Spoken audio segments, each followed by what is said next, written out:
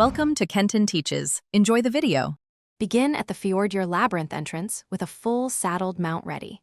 Keep at least 3 minutes of daylight in-game to reduce NPC respawns.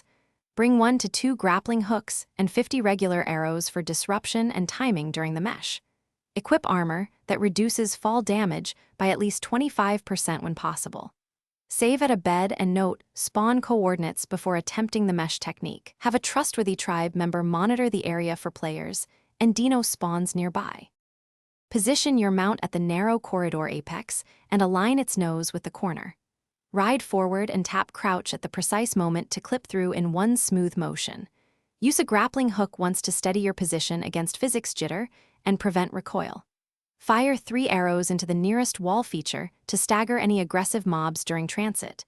Maintain forward input and do not jump while clipping to avoid vaulting back out of the mesh area. If you fail, immediately dismount and reposition before retrying. Move quickly to the loot chamber and collect items while maintaining situational awareness.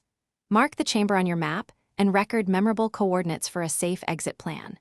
Exit by reversing the same technique within 30 seconds to avoid respawn pressure from mobs and NPCs.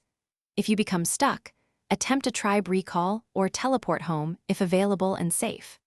As a last resort, note your exact coordinates and request a server restart window from admins. Return later to retrieve any missed items with a prepared team.